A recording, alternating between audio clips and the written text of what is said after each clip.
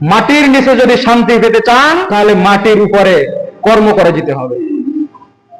মাটির নিচে যদি শান্তি পেতে চান, পরকালে যদি শান্তি পেতে চান, মাটির উপরে দুনিয়াতে বসে কর্ম করে কষ্ট ক্লেশ করে যেতে হবে। আল্লাহ সুবহানাহু ওয়া তাআলা বলতেছেন, নিশ্চয়ই কষ্টের পরে রয়েছে শান্তি, নিশ্চয়ই কষ্টের পরে আছে স্বস্তি। আপনি কষ্ট করেন, দেখবেন মৃত্যুর পরে আপনার শান্তি। আপনার এই জমানায় এই দুনিয়াতে যদি আপনি কষ্ট না করেন, এসে ভোগ বিলাসে জীবন যাপন করেন, পরকালে আপনার কষ্টের কোনো শেষ হবে না। এই দুনিয়া তো 30 বছর, 40 বছর, 50 বছর, 60 বছর, 70 বছর, 80 বছর, কারো কারোর জন্য 100 বছরের, কিন্তু পরকালে 100, 200, 1000, 2000, 1 কোটি আর 2 কোটি বছরের জন্য না। সেই দুনিয়া আর কখনোই শেষ হবে না। দোকানে বসে থাকি, আজান দিলে অন্যদিকে চলে যাই, কেন? আমাকে যদি ডাক দিয়ে অন্য মুসলিমের মসজিদে নিয়ে আসে, এই জন্য আস্তে করে দোকানটা তালা দিয়ে ঝাপটা ফালিয়ে অন্যদিকে চলে যাই, ওই দূরে এক দোকানে গিয়ে বসে থাকি, অথবা বাড়িতে চলে যাই। কেন?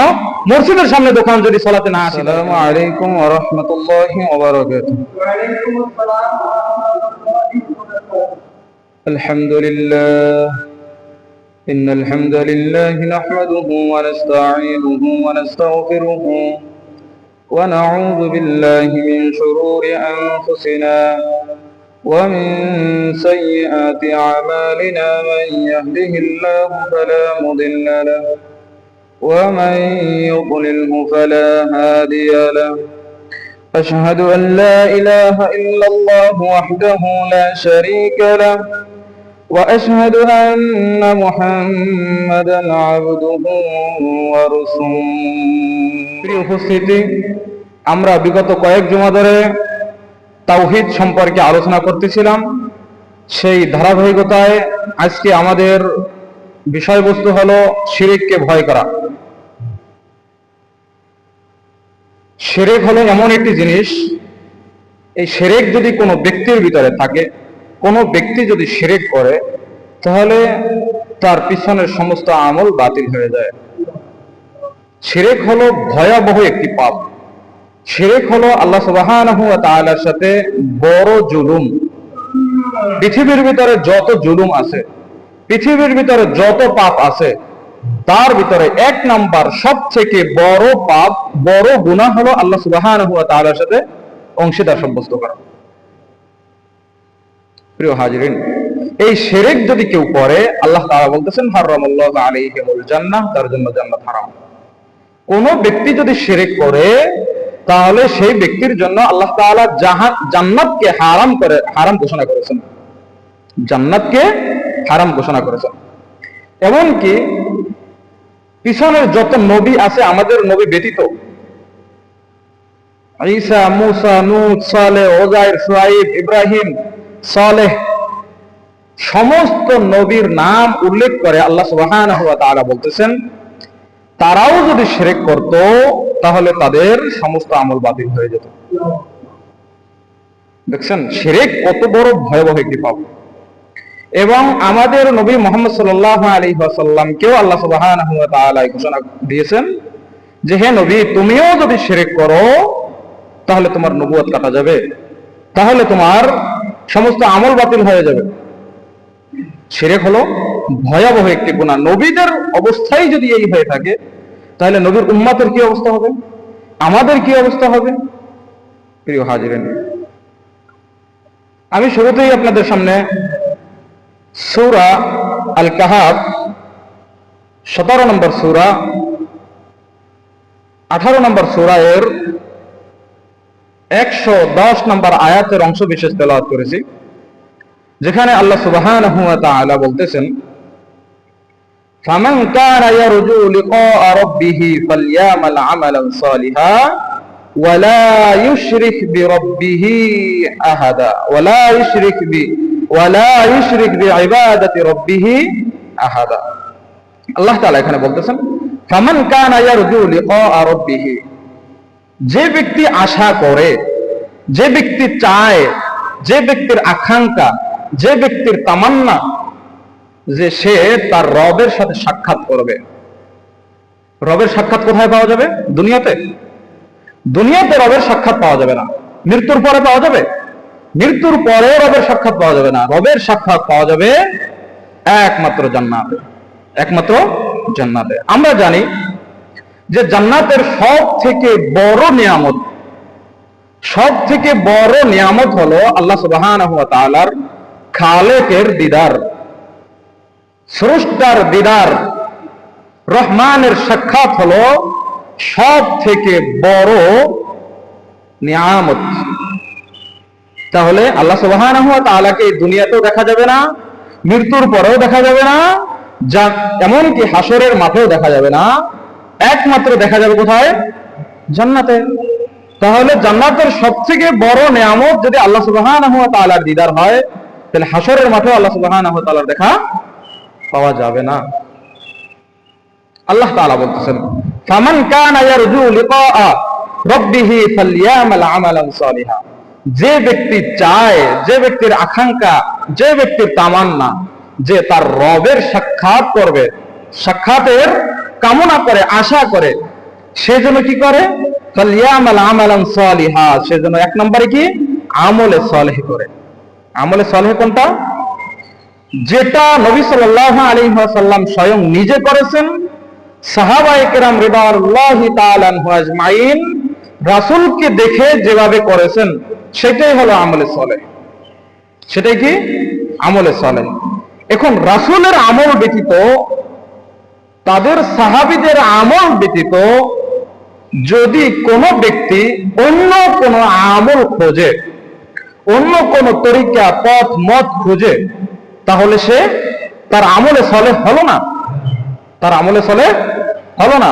যে ব্যক্তি তার রবের সাক্ষাতের কামনা করে, সেজন্য আমলে সালেহ করে, এক নম্বর শর্ত। দুই নম্বর, আল্লাহ সুবহানাহু ওয়া তাআলা বলতেছেন, ওয়ালা ইউশরিক বিইবাদাতি রাব্বিহি আহাদা। সে যেন তার রবের সাথে কোনো ব্যক্তিকে, কোনো বস্তুকে অংশীদার সাব্যস্ত না করে। এক নম্বর শর্ত কি আল্লাহ তাআলার দিদারের? জান্নাতে যাওয়ার। তাহলে আল্লাহ তাআলার দিদার, আল্লাহ তাআলার সাক্ষাতের আগে আমাদেরকে জান্নাতে যেতে হবে। তাহলে আমাদের এক নম্বর আমল করতে হবে আমলে সালেহ, যেটা রাসূল করেছেন, সাহাবায়ে কেরাম করেছেন, এবং যেটা সালফে সালিহিনের যে আমল, সেই সালফে সালিহিনের আমল আমাদেরকে করতে হবে। অর্থাৎ এক কথায় সালাফদের আমল আমাদেরকে দেখতে হবে, সালাফরা কিভাবে আমল করেছেন, সালফে সালিহিন কিভাবে আমল করেছেন, কিভাবে তাদের ঈমান ছিল, কিভাবে তাদের আকীদা ছিল, কিভাবে তাদের আমল ছিল, এটা আমাদেরকে দেখতে হবে। এক নম্বর আমলে সালেহ। দুই নম্বর কি? আল্লাহ সুবহানাহু ওয়া তাআলার সাথে কোনো ব্যক্তি, কোনো বস্তুকে অংশীদার সাব্যস্ত করা যাবে না। তাহলে এদিকে আমাদেরকে খেয়াল রাখতে হবে। যদি আমরা আল্লাহ সুবহানাহু ওয়া তাআলার সাক্ষাতের কামনা করি, যদি আমরা আল্লাহ সুবহানাহু ওয়া তাআলার দিদার, আল্লাহ সুবহানাহু ওয়া তাআলার সাক্ষাৎ পেতে চাই, তাহলে এক নম্বরে আমলে সালেহ, দুই নম্বরে আল্লাহ সুবহানাহু ওয়া তাআলার সাথে কোনো ব্যক্তি, কোনো বস্তুকে অংশীদার সাব্যস্ত করা যাবে না। প্রিয় হাজিরিন, সূরা নিসা আয়াত নাম্বার 48, এখানে আল্লাহ সুবহানাহু ওয়া তাআলা বলতেছেন, ইন্নাল্লাহা লা ইয়াগফিরু আন ইউশরিকা বিহি ওয়া ইয়াগফিরু মা দুনা যালিকা লিমান ইয়াশা। আল্লাহ তাআলা তার সাথে অংশীদার সাব্যস্ত করার যে পাপ, এটা আল্লাহ সুবহানাহু ওয়া তাআলা ক্ষমা করবেন না। ওয়া ইয়াগফিরু মা দুনা যালিকা লিমান ইয়াশা। আল্লাহ তাআলা এই শিরক ব্যতীত অন্য যত গুনাহ আছে, আল্লাহ তাআলা চাইলে তা মাফ করে দিতে পারেন, কিন্তু আল্লাহ তাআলা কখনোই শিরকের গুনাহ মাফ করবেন না। অতএব আমাদেরকে শিরক থেকে সাবধান থাকতে হবে, আল্লাহ সুবহানাহু ওয়া তাআলার অংশীদার থেকে আমাদেরকে সাবধান থাকতে হবে, শিরককে ভয় করতে হবে। আমরা কয়েকদিন ধরে শিরক সম্পর্কে আলোচনা করতেছিলাম এবং তাওহীদ সম্পর্কে আলোচনা করতেছি। এখানে আমরা শুধু শিরক, বিদআত এবং তাওহীদ, কুফর এ সম্পর্কে আলোচনা করি, তাগুত সম্পর্কে আলোচনা করি। কারণ জান্নাতে যেতে হলে তাওহীদপন্থী হওয়া লাগবে, শিরক থেকে বিরত থাকা লাগবে, এবং যে ব্যক্তি তাওহীদ প্রতিষ্ঠা করবে, সে ব্যক্তি বিনা হিসাবে জান্নাতে যাবে। কোন ব্যক্তি, সে ব্যক্তি হিসাব নিকাশ ছাড়া একেবারে জান্নাতে চলে যাবে। তাহলে এটা হলো ইসলামের ইম্পর্টেন্ট, মেইন একটি পয়েন্ট, একটি বিষয়, যেটা আমাদেরকে, আমাদের সকলকে জানতে হবে। ছোট বড়, বালেক নাবালেক সবাইকে জানতে হবে। যেমনি ভাবে লোকমান আলাইহিস সালাতু ওয়াস সালাম, সূরা লোকমানের ভিতরে আল্লাহ সুবহানাহু ওয়া তাআলা উল্লেখ করতেছেন, এখানে লোকমান আলাইহিস সালাতু ওয়াস সালাম তার ছোট সন্তানকে বলতেছেন, ইয়া বুনাইয়া, হে আমার সৎ ছেলে, হে আমার ছোট ছেলে। তার ছেলে ছিল খুব ছোট। তাকে বলতেছে ইয়া বুনাইয়া লা তুশরিক বিল্লাহ, তুমি তোমার রবের সাথে কোন ব্যক্তি কোন বস্তুকে অংশীদার সাব্যস্ত করো না। ইন্নাশ শিরকা লাযুলমুন আযীম, নিশ্চয়ই শিরক হলো বড় গুনাহ। দেখেন লোকমান আলাইহিস সালাতু ওয়াস সালাম তার ছোট সন্তানকে কি উপদেশ দিচ্ছে, আর আজকের সমাজের বর্তমানের আজকে আমরা মানুষ, আমরা সন্তানদেরকে কি উপদেশ দেই? আমাদের সন্তান, তাদেরকে আমরা কখনো বলি নাই এ কথা যে সন্তান, হে আমার প্রিয় বৎস, হে আমার ছেলে, হে আমার মেয়ে, তুমি তোমার রবের সাথে, তুমি তোমার খালেকের সাথে, তুমি তোমার মাখলুক, তুমি তোমার স্রষ্টার সাথে, তুমি তোমার রবের সাথে কোন ব্যক্তি কোন বস্তুকে অংশীদার সাব্যস্ত করো না। এই উপদেশ আমরা আমাদের সন্তানকে কখনোই দেই নাই। কারণ কি? এর এক নাম্বার কারণ হলো আমরা পড়ালেখা থেকে পিছিয়ে আছি। আমরা কোরআন পড়ি না, এই জন্য আমরা এগুলা জানি না। আমরা রাসূল সাল্লাল্লাহু আলাইহি সাল্লামের বাণী, রাসূল সাল্লাল্লাহু আলাইহি সাল্লামের হাদিস আমরা পড়ি না, এই জন্য আমরা এই বিষয়গুলো জানি না। আমরা শুধু শুনে শুনে আমল করি, কখনোই আমরা পড়ে দেখি নাই আল্লাহ সুবহানাহু ওয়া তাআলার পুরো কোরআনের ভিতরে আল্লাহ তাআলা কি বলতেছেন, আমাদেরকে কি মেসেজ দিচ্ছেন, আমাদেরকে কি বার্তা দিচ্ছেন, এটা আমরা কখনোই পড়ে দেখি নাই এবং কখনো শুনিও নাই। যে ঠিক আছে আমি পড়তে পারি না, একজনের কাছ থেকে একটু শুনি আল্লাহ সুবহানাহু ওয়া তাআলা কি বলছেন।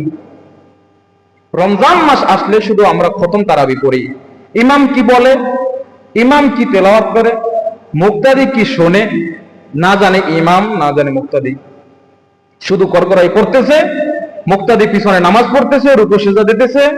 কয় ঘন্টার ভিতরে তারাবি শেষ হলো, আলহামদুলিল্লাহ 1 ঘন্টার ভিতরে 20 টাকা তারাবি শেষ করেছি, শেষ। ইমামও কিছু বুঝলো না, মুক্তাদিও কিছু বুঝলো না, শুধু তারা পড়তেছে, রুকু দিতেছে, সিজদা দিতেছে। আরবি পড়তে হবে, কোরআনের ইবারত পড়তে হবে, তার সাথে সাথে অনুবাদ আমাদের জানতে হবে, আমাদের অনুবাদ জানতে হবে। আমি শুনলাম কিছু বুঝলাম না, তাহলে তো হবে না। শোনার সাথে সাথে মানতে হবে এবং বুঝতেও হবে, শুনতে হবে, বুঝতে হবে, মানতে হবে, করতে হবে, বুঝতে হবে, মানতে হবে। এর নামই ঈমান। ঈমান কি জিনিস? মনে বিশ্বাস, মুখে স্বীকৃতি, কাজে বাস্তবায়ন, তিনটা একসাথে থাকা লাগবে। যদি কোনো ব্যক্তি মুখে স্বীকার করলো, অন্তরে বিশ্বাস করলো, কাজে পরিণত করলো, সে ব্যক্তি প্রকৃতপক্ষে মুমিন। এবং যে ব্যক্তি মুখে স্বীকার করলো, অন্তরেও বিশ্বাস করলো না, কাজেও বাস্তবায়ন করলো না, অথবা মুখে স্বীকার করলো, অন্তরেও বিশ্বাস করলো, কাজেও পরিণত করলো না, তাহলে সে কি পরিপূর্ণ মুমিন? কথা বলেন। সে তো পরিপূর্ণ মুমিন হতে পারলো না।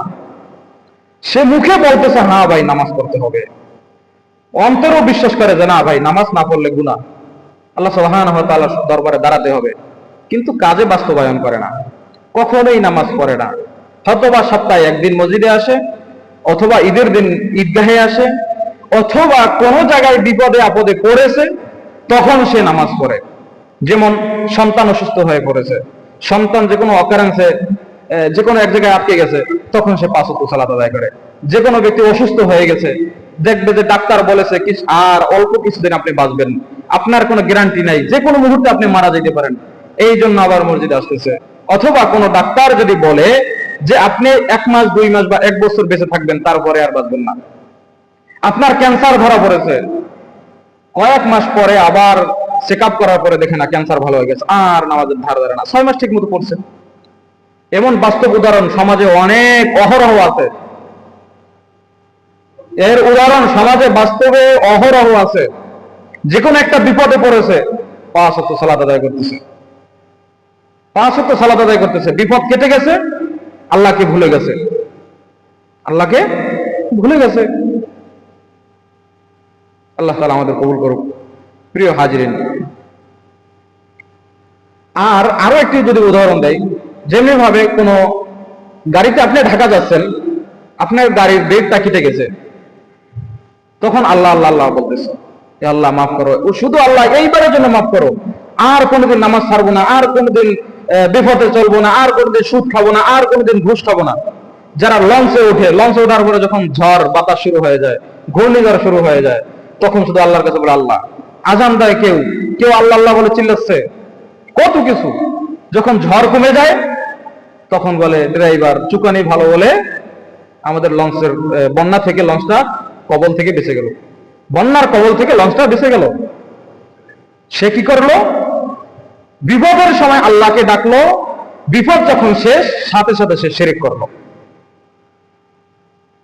গাড়ির ব্রেক ফেল হয়ে গেছে, আল্লাহ আল্লাহ ডাকতেছে, যখন গাড়ি কোনো স্থানে গিয়ে আস্তে করে থেমে গেছে, কোনো ব্যক্তি অ্যাক্সিডেন্ট করে নাই, তখন সে বলতেছে না ড্রাইভার পাকা ড্রাইভার, এই জন্য কি বলে যে অ্যাক্সিডেন্ট থেকে সে বেঁচে গেছে, আমরা বেঁচে গেছি আলহামদুলিল্লাহ।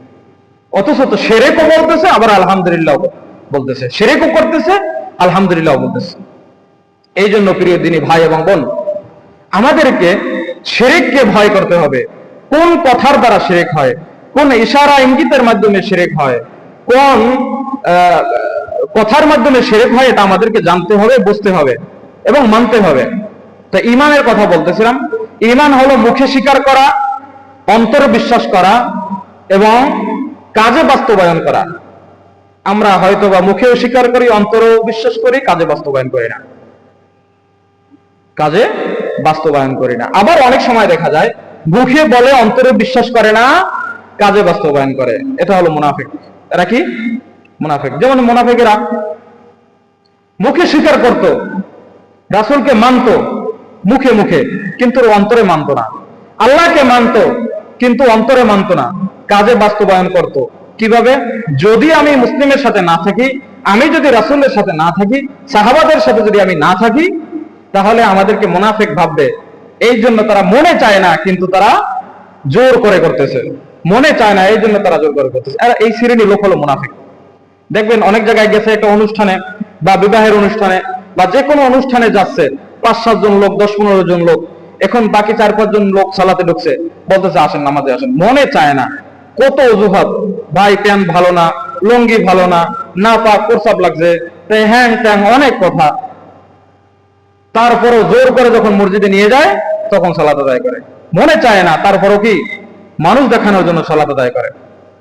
প্রিয় হাজিরিন, আমাদেরকে ঈমান বুঝতে হবে এবং ঈমান অনুযায়ী আমাদেরকে চলতে হবে। তাহলে ঈমানের 1 নম্বর স্বীকৃতি মুখে বলতে হবে, 2 নম্বরে অন্তরে বিশ্বাস করতে হবে, 3 নম্বরে আমাদেরকে কাজে বাস্তবায়ন করতে হবে। এই 3টা মিলে হলো ঈমান। আর কোন একটা যদি ত্রুটি থাকে তাহলে সে পরিপূর্ণ মুমিন না, পরিপূর্ণ ঈমানদার না।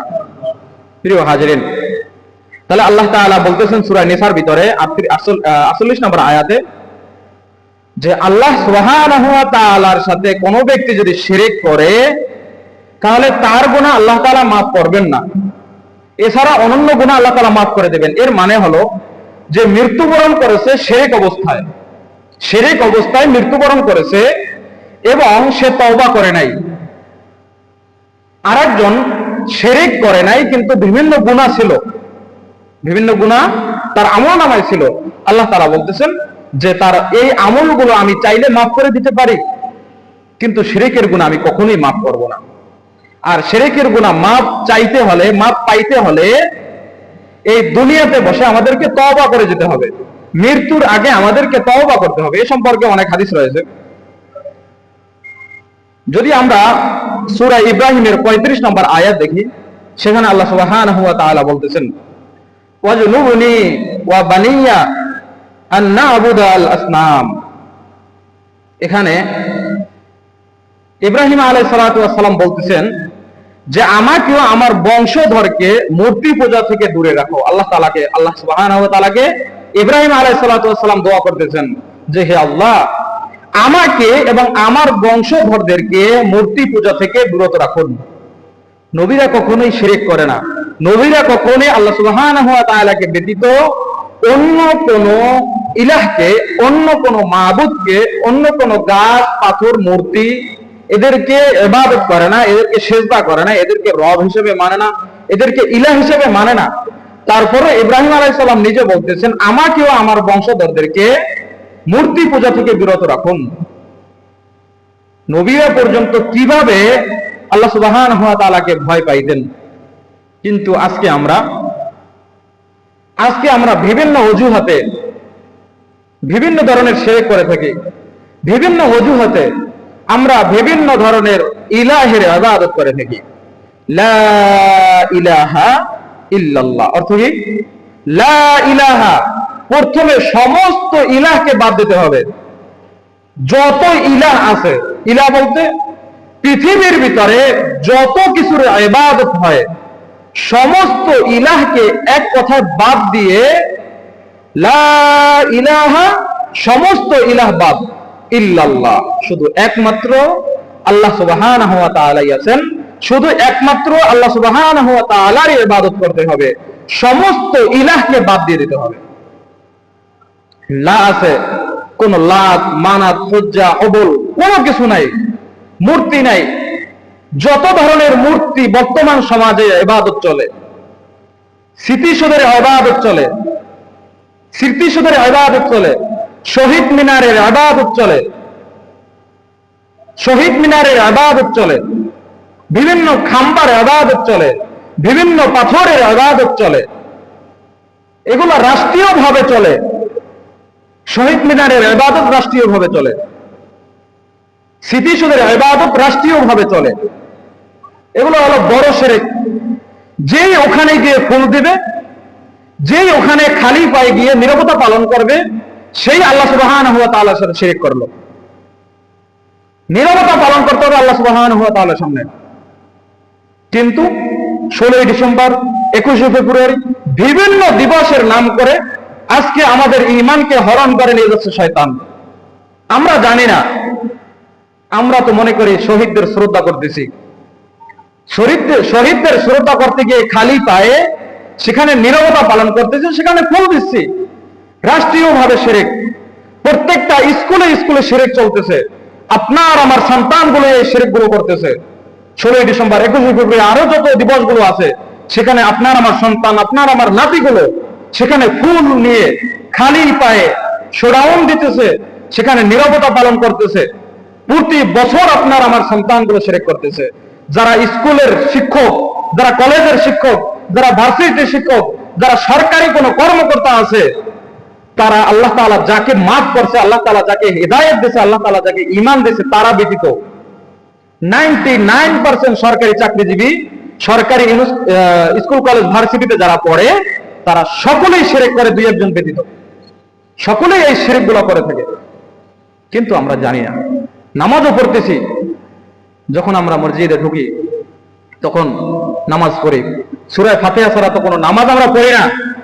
যে কোনো নামাজ আমরা সূরা ফাতিহা দিয়ে পড়ি। সেখানে কি বলি? ইয়্যাকা না'বুদু ওয়া ইয়্যাকা নাস্তাঈন। হে আল্লাহ, আমরা একমাত্র, কেবলমাত্র, শুধুমাত্র তোমারই ইবাদত করি। এখানে এই কথা চলবে না যে আল্লাহ আমরা তোমার ইবাদত করি না।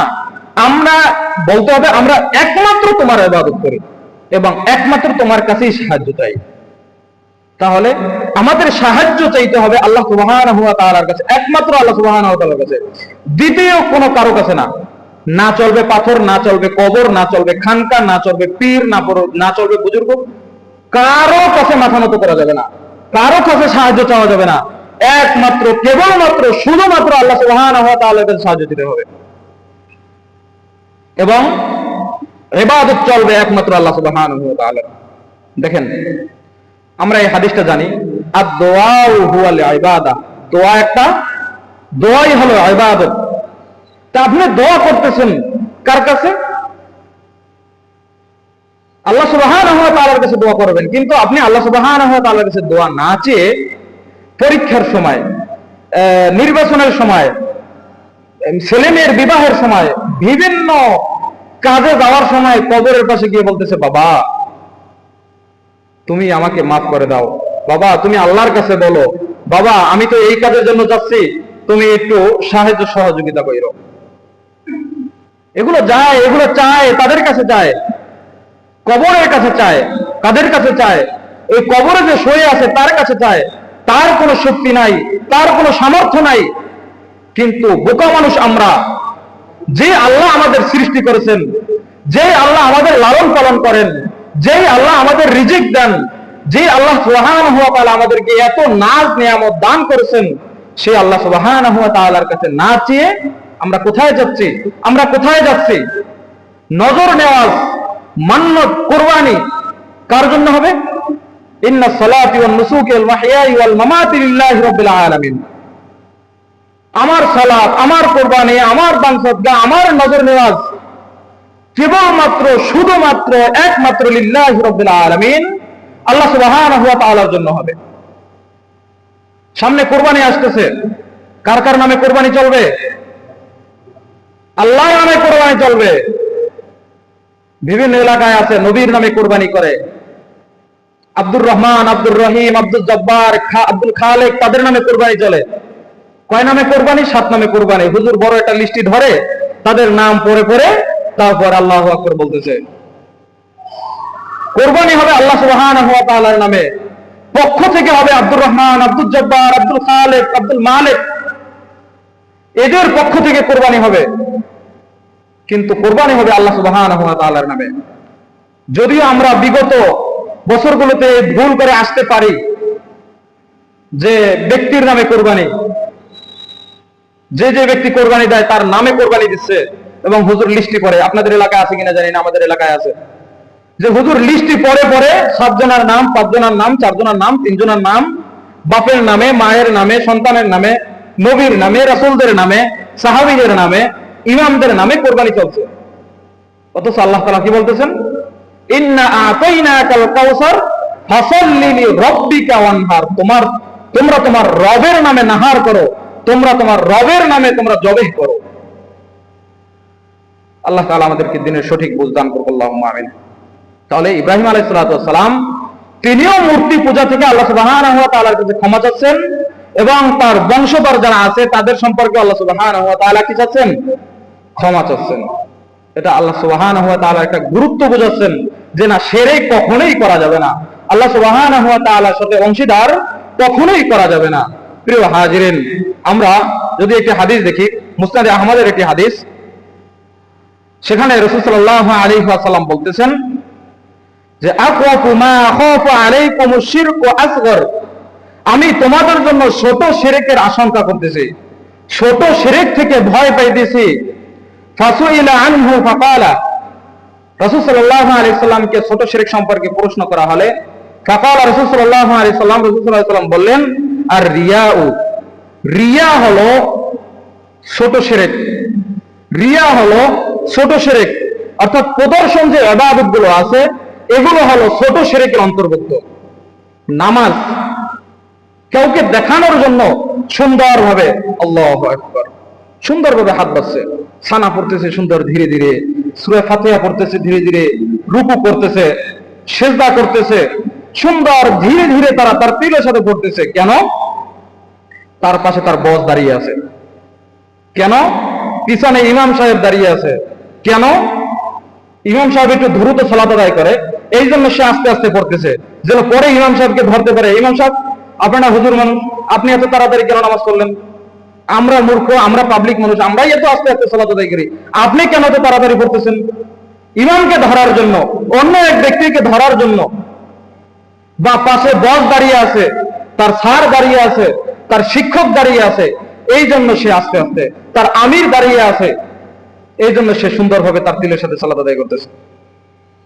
অথবা আরো একটি যুবকদের ভিতরে এই সমস্যাটা দেখা যায়, যখন বিবাহ করবে, ওই যে শ্বশুর, খুব শ্বশুরের পাশে দাঁড়িয়ে সালাত আদায় করতেছে, অথবা তার মেয়েকে পছন্দ করে, এখন তার পাশে যদি সুন্দরভাবে সালাত আদায় করে তাহলে তার মেয়েটা তার কাছে বিবাহ দেবে, এই জন্য সুন্দরভাবে সালাত আদায় করতেছে। এগুলো হলো রিয়া, এগুলো হলো প্রদর্শনীয় শিরক। কিয়ামতের ময়দানে আল্লাহ সুবহানাহু ওয়া তাআলা বলবেন, যাও, ওই যে লম্বা হাদিসটা, প্রত্যেকজন উম্মত প্রত্যেকজন নবীর কাছে যাবে, আদম আলাইহিস সালাম, হে আমাদের পিতা, আপনি আমাদের জন্য সুপারিশ করুন। সে বলবে, আমি পারবো না। যাও নূহের কাছে, যাও ইব্রাহিমের কাছে, যাও মুসার কাছে, যাও ঈসার কাছে, যাও মুহাম্মাদের কাছে। এই যে বড় হাদিসটা আপনারা শুনেছেন অনেকবার, এই হাদিসের ভিতরে রাসূল সাল্লাল্লাহু আলাইহি ওয়াসাল্লামের আরো একটি অংশ রয়েছে। সেই অংশটি হলো যে কিয়ামতের ময়দানে আল্লাহ সুবহানাহু ওয়া তাআলা বলবেন, যাও তোমরা দুনিয়াতে যার ইবাদত করেছিলে তার কাছ থেকে নেকি নিয়ে আসো। কেউ যদি চন্দ্রের ইবাদত করে আল্লাহ তাআলা চন্দ্রের কাছে পাঠিয়ে দিবেন, কেউ যদি সূর্যের ইবাদত করে সূর্যের কাছে পাঠাইবেন, কেউ যদি পাথরের ইবাদত করে পাথরের কাছে পাঠাইবেন, কেউ যদি কোনো ব্যক্তি যদি অনন্য কোনো খাম্বা, মূর্তি, শহীদ মিনার, স্মৃতিসৌধ যে কোনো বস্তুর যে কোনো খাম্বারে ইবাদত করবে, আল্লাহ সুবহানাহু ওয়া তাআলা পরকালে বলবে, যাও তোমরা তো তার ইবাদত করেছিলে, তার কাছ থেকে নেকি নাও, তার কাছ থেকে জান্নাত নাও, তার কাছ থেকে জাহান্নাম থেকে মুক্তি অর্জন করো। আল্লাহ তাআলা এই কথা বলবেন। অতএব প্রিয় দিনী ভাই এবং বোন, আমাদেরকে সতর্ক থাকতে হবে শিরক থেকে। ছোট শিরক হোক, বড় শিরক হোক। শিরক তিন প্রকার মনে রাখবেন। 1 নম্বরে বড় শিরক, 2 নম্বরে ছোট শিরক, 3 নম্বরে প্রদর্শনীয় শিরক, লোক দেখানো শিরক। মানুষকে ইবাদত করে, অর্থাৎ মানুষকে দেখিয়ে দেখিয়ে ইবাদত করতেছে, অর্থাৎ তার ইবাদত করতেছে। 3 ধরনের শিরক। 13 ধরনের শিরক থেকে আমাদেরকে বিরত থাকতে হবে।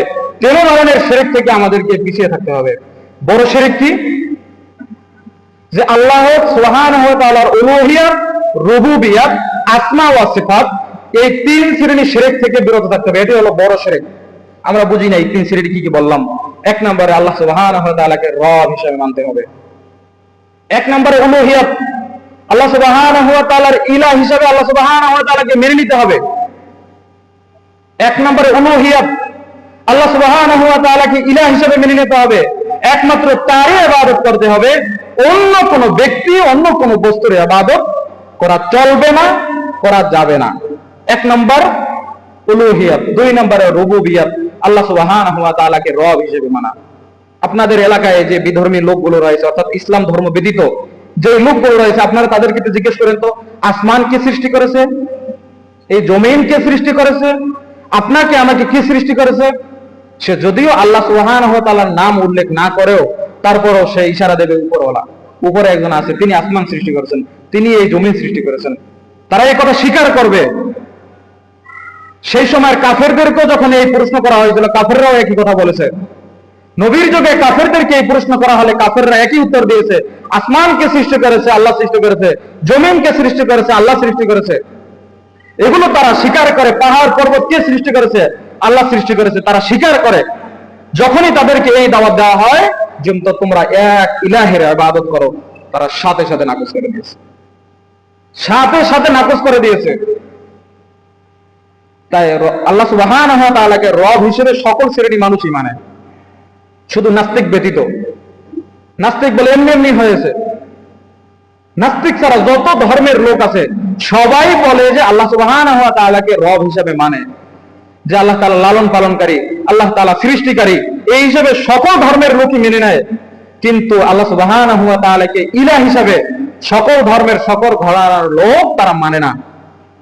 3 নম্বর হলো আসমা ওয়া সিফাত, আল্লাহ সুবহানাহু ওয়া তাআলার সমস্ত গুণবাচক নাম, সমস্ত গুণের উপর ঈমান আনতে হবে এবং সে অনুযায়ী আমল করতে হবে। আল্লাহ তাআলাকে খালেক, মালিক, আল্লাহ তাআলাকে মৃত্যু দাতা হিসেবে গ্রহণ করতে হবে, রাজ্জাক রিজিক দাতা হিসেবে গ্রহণ করতে হবে, মালিক মালিক হিসেবে গ্রহণ করতে হবে।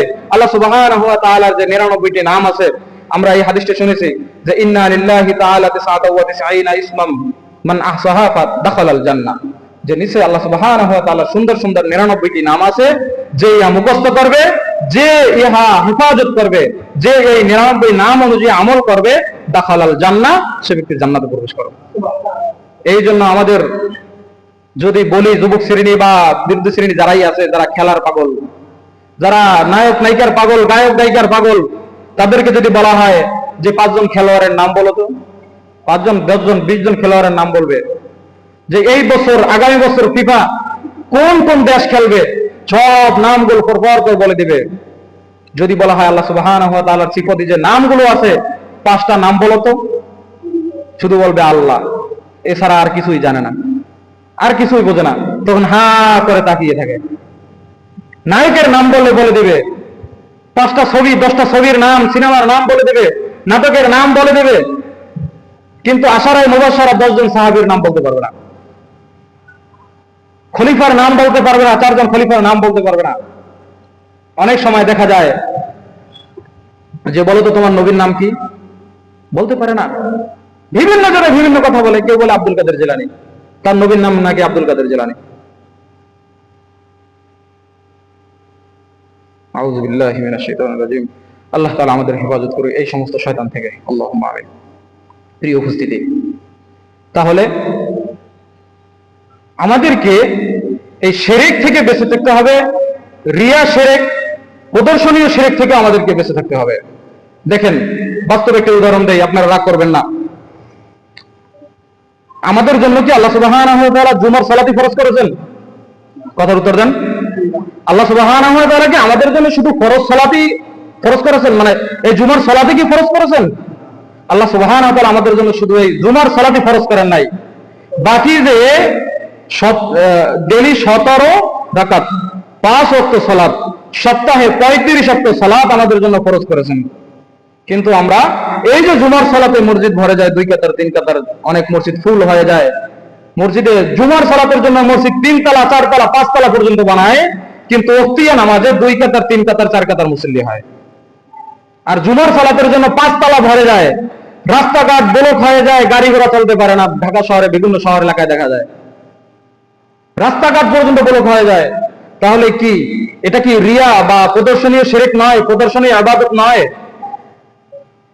আপনি শুক্রবার জুমার দিন জুমার সালাত যার উদ্দেশ্যে, যাকে দেখানোর জন্য আদায় করতেছেন, যার উদ্দেশ্যে আদায় করতেছেন, বাকি 34 সপ্তাহের বাকি 34 ওয়াক্ত সালাত কি তার উদ্দেশ্যে আদায় করতে পারেন না? আপনারা মুরব্বীরা যারা আছেন, আপনারা সালাতে আসেন, আপনার সন্তান সালাতে আসেন, আপনি কখনোই তাকে ডাক নিয়েছেন? তারে ধরে কখনোই এই সালাতে আনছেন? চল ফজরে নামাজে যেতে হবে, জোহরে যাইতে হবে, আসরে যাইতে হবে, মাগরিবে যাইতে হবে, এশায় যাইতে হবে। কখনোই আমরা আমাদের সন্তানদেরকে ধরে আনি না, হয়তো বা 2-1 জনের হাতে গোনা, কিন্তু আমরা আনি না। ফজরে না আনি, জোহরে না আনি, আসরে না আনি, মাগরিবে না আনি, এশায় নিজেরাই আসি না, তার সন্তানদেরকে কিভাবে আনবো? আপনি বলবেন যে সন্তান কথা শুনে না। কিভাবে বুঝবো আপনার সন্তান কথা শুনে না? আপনাদেরকে বারবার বলা হয়, আপনারা বলতেছেন সন্তান কথা শুনে না, কিভাবে বুঝবো আপনার সন্তান কথা শুনে না?